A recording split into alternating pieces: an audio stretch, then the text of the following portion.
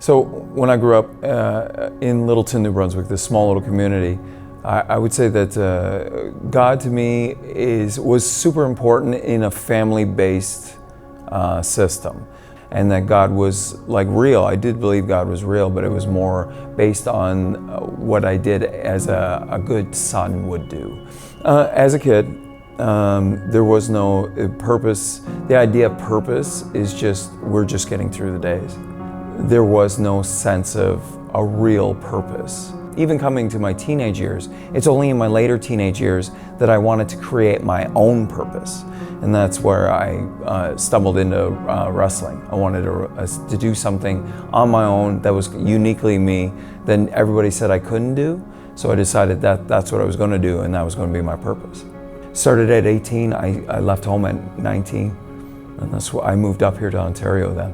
This is God's long journey, and like I've accepted this now, this is God's long journey of bringing me home, but bringing me home with purpose. With this being said, as my life started to break apart, as I turned into my father later on in life, as my first marriage failed, and I was to the point where I was not like a solid human being in any way, shape, or form, and my second marriage was falling apart, and everything was coming down on top of me. That's when I accepted Christ.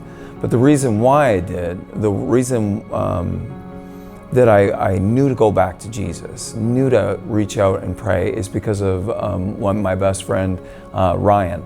Ryan is the one that brought me back. So I was a personal trainer. I trained Ryan. Me and Ryan worked out together 5 days a week, and like I worked out with him so it would encourage him. But in that time, we would have discussions about God, because I was so angry still. And I was one of these guys that would come against him with my belief system, and like I wanted to question him on his. I started this alpha course, and the first day I didn't like it. I don't like doing name games. I don't like sitting around in a circle and saying my name is Terrific Tyson and then having to remember everybody else's, or it was food I think at the time. And I don't want to be Tofu Tyson or anything like that. I don't want to be these things. But I did it. I did it, and I stuck with it because I stick to things, even though things are uncomfortable. And this is way more uncomfortable than doing a million push-ups to me. I had a gym set up at my house. It was a studio for me for working out, and I had done some personal training. And I was just thinking, I'll just sell it all. I'll just get rid of it all. I don't need this anymore. I have you, Lord. I don't need these things. And in that moment where I wanted to get rid of everything and just throw it all away, God said, why? I had 3 guys. These 3 guys, I said, hey, do you guys want to come over tonight? We'll work out. It was a Thursday night. I had 3 guys come over to my house, Sean, Robbie, and Matt. The 3 guys worked out with me. And then we had a little Bible discussion. And then next Thursday they did the same thing. And then next Thursday they did the same thing. And then I invited my neighbor.